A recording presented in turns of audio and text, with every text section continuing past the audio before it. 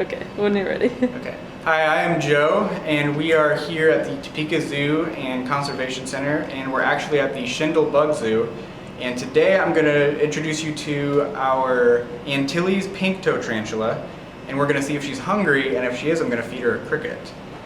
So, to tell you a little bit about her, as I mentioned, she is an Antilles Pink Toe Tarantula. There are many different kinds of pink toe tarantula, the name coming from the fact that they are very pretty and pink. But this particular species is native just to one island in the Caribbean, and they live, and the island is Martinique. And the interesting thing about them, you'll notice that she is not on the ground here or on the side, she is up in this sort of tree that I've made her. And that's because this species is what's known as arboreal, which means they spend most of their life up in the trees, which is a little different than what you might find around here. You're looking for spiders, you're probably going to be looking on the ground. These guys, if you're looking for them, you're going to be looking up in the trees. And what they do is they tend to find places to hide that are safe and secluded, and then they will just basically try to grab any prey that comes close to them while staying as hidden as they can, because they are also prey for a lot of other animals. Being as that they are spiders, they do oftentimes have a negative reputation. There are a lot of people who are afraid of spiders. As with most tarantulas, I should specify, as with most New World tarantulas, which means they're from the Americas, Central America, South America, North America, and yes, we do have tarantulas in North America. The New World tarantulas do not have very strong venom. There really aren't any species that could cause any issues if they were to bite you with their venom. However, they do have large fangs and the bite would hurt. Instead of biting though, the New World tarantulas are far more likely to jab you with they're called urticating bristles, and those bristles are on their abdomen, and they will essentially bump their abdomen up against you or rub the bristles off with their legs, and if they get in your skin, whether it be on your arm or your hand, it can be very itchy or irritating. But what they're really hoping is that if it was a predator that was trying to eat them, they would get those bristles in their nose or their eyes or their mouth, and that would be far more irritating in those mucous membranes and in their eyes than if it was just on a person's hand. And that's the purpose of those, and that's their primary defense. Now, if you're talking about what are known as old world tarantulas, which are from different parts of Asia or Africa, they tend to have much stronger venom and are much more aggressive. And as a result, they do not have these same bristles. So their defense is to bite or get away. And those are the only two options. Whereas these guys, they can run away, they can get you with their bristles, and if very last resort, they can bite. But all in all, they are not really to be feared.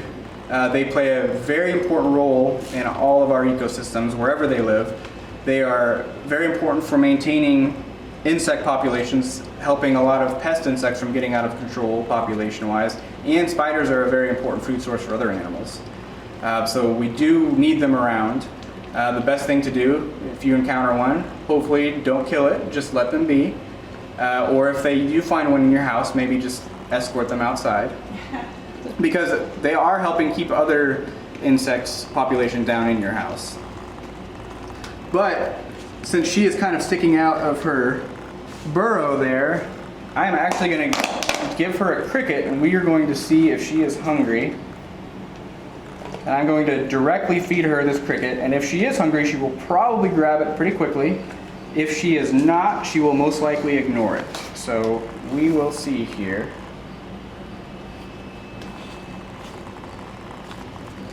So she was hungry. Yes! She grabbed that very quickly, and now that she's out, you can see her very pretty coloration a little bit better.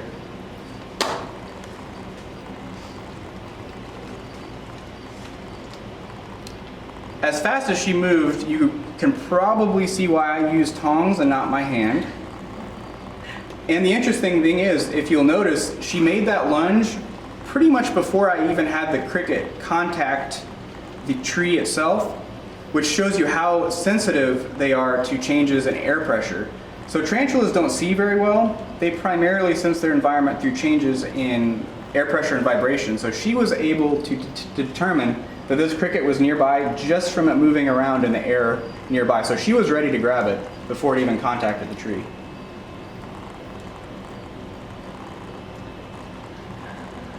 So now she is going to inject her venom and some of her digestive juices, which will liquefy the inside of this cricket, and then she's actually going to suck the insides out. And when she is done eating, there will be pretty much a perfect little sphere of dried out cricket that will be pretty much unrecognizable. You might see a little cricket leg or something to help identify it, but otherwise it is a dried out little ball of dead insect. So they don't actually consume the cricket itself, they just suck out the insides. How often does she eat, Joe? She gets, on a typical week, she might eat 2, maybe 3 crickets. The exception to that would be if she is getting ready to molt, which is how they grow, or after they're full grown, how they can repair any damage to their body. And essentially, it's kind of similar to a snake shedding its skin. They pretty much duplicate every part of their body and then they climb out of their old skin.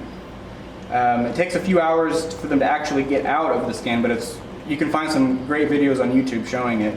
But to prepare for molting, oftentimes they will fast for several weeks or even a little bit longer.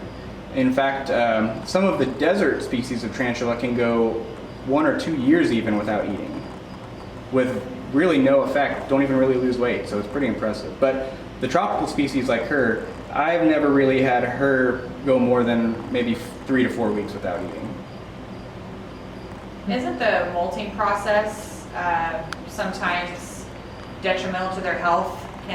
Haven't you talked about that before, or is that just me making stuff up? No, you're right. Molting can be very dangerous for them. They do require certain pretty specific temperature and humidity set conditions to help get out of their molt. And because if they do get stuck in it, if it's too dry or the temperature's wrong, they will die. They can just essentially work themselves to death trying to get out, and they'll be caught. And then on top of that, when they climb out of the old exoskeleton, their new exoskeleton is pretty soft and pliable. So if they're not able to get out in a certain amount of time, they will start to firm up and harden in the wrong way, and they won't be able to sort of expand to their correct size. So it's very detrimental. Their fangs are another important part of that. Their fangs are actually very soft when they first emerge from their molt. So I can't feed them for about a week after, because if they were to try to eat something or even strike out in defense, they could damage their fangs while they're still soft, and then they won't be able to eat again. And there's